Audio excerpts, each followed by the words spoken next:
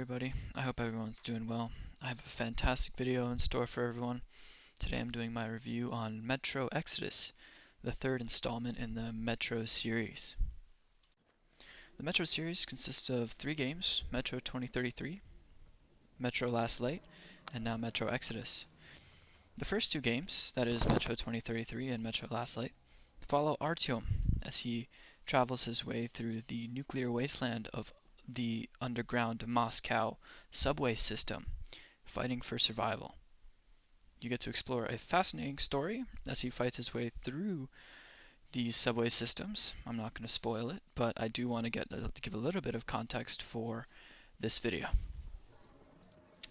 Now, Metro Exodus released in February of 2019 after being in development for a number of years. So, needless to say, this conclusion to the Metro trilogy was very anticipated, and I am so happy to say that it lived up to the hype. This game presents so much value for what you're buying, especially right now. As of recording on 10/16/22, Metro Exodus, along with the other 2 games in the series, is going for $10 on Steam. So I figured I had to make this review to give you guys a quick outline, but I could not recommend this game more. Let's get into it with the plot review.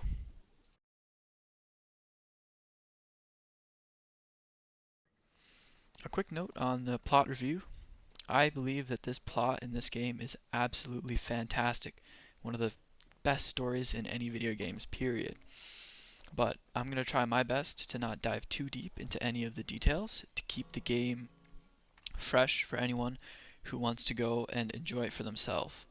So, I'm going to do an overview of the basic plot setup, but I'm not going to get into any of the details, and I'm going to leave that exploring up to you guys. The game opens with you, Artyom, sitting atop a crumbling skyscraper overlooking Moscow, a dead and destroyed nuclear wasteland filled with beasts and flying monsters.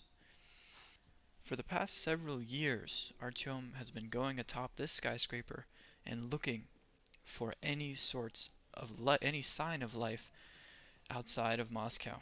But to him, everything seems dead, and always has seemed dead, as he only ever finds dead static on the radio. Artyom's obsession with finding outside life ultimately leads to him finding out that the officials of the underground Moscow society have decided to put up radio blockers that surround the city to prevent anyone inside from communicating with the outside. This was done in order to prevent any further nuclear bombs being dropped on Moscow.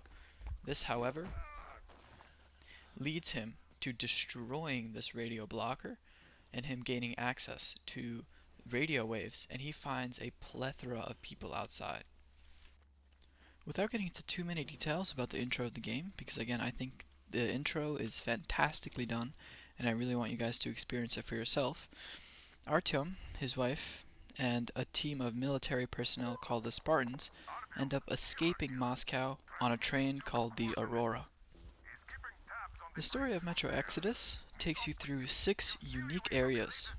First comes Moscow, then you explore the Volga River, then you go to the Yamantau Mountains, then the Caspian, then the Taiga, and then the Dead City.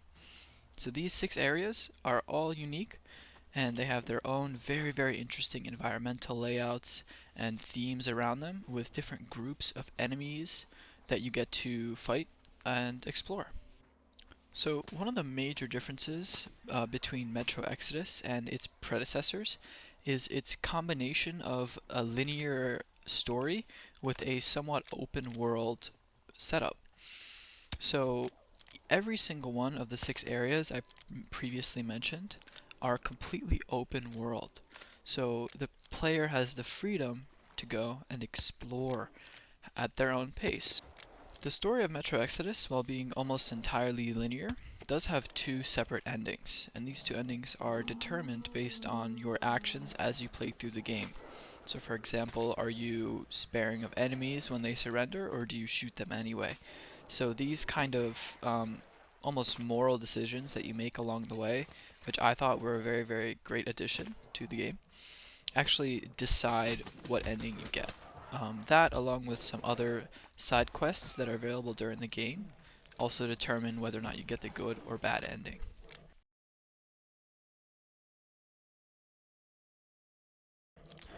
Next up, I want to touch upon the gameplay mechanics. So, first off, we have the gunplay and how the guns feel. So, Metro Exodus has a good range of guns that allow for a wide range of playstyles. Now, one of the main pitfalls I usually find with story-driven games or that are first person is that the gunplay mechanics are very often lacking. The guns feel flat, they don't have any kick to them.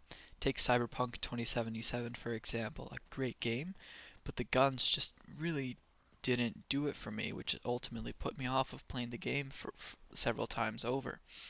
So, but in Metro Exodus, the guns feel absolutely great. Like, they're weighty, they feel fantastic. You really feel like you're there holding each gun, and they function to a great degree of quality.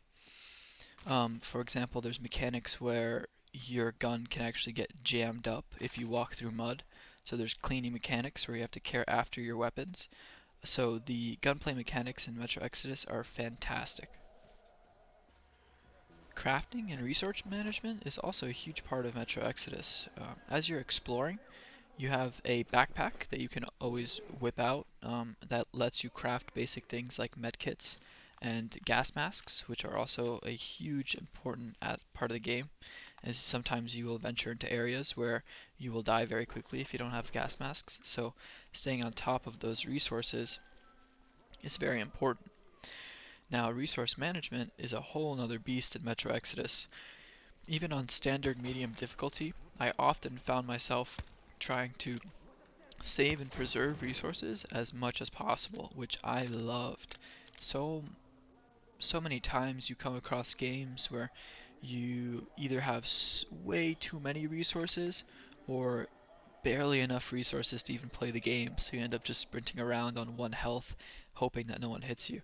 But Metro Exodus perfectly rides that line of just starving you a little bit of resources, just so you don't like, oh well, you don't think to yourself, oh well, I have 10 medkits, I can run into this gunfight. Each encounter requires some calculation. You're like, okay, is it worth the expenditure of these resources? Which I think is great, because ultimately this is a nuclear fallout game.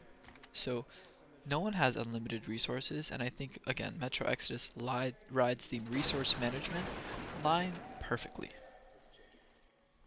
In terms of gameplay styles, Metro Exodus does have a good amount of variety thanks to its wide range of weapons and attachments that you can craft. However, this is important to note, is that Metro Exodus does have an emphasis on stealth. So like the previous two games, although the option to rush every encounter is always there, Metro makes it very clear that that is not always the best idea. This is through resource management, this is through how much damage you take, this is through your guns potentially jamming up. So each encounter does require a good amount of thought before going into it, and this game does lean pretty heavily into stealth gameplay. So if you're a fan of stealth, the stealth mechanics in this game are great. Enemies are not super aware, but they are not super dumb at the same time. So it really feels satisfying if you pull off an entire area entirely through stealth, because it's not always that easy.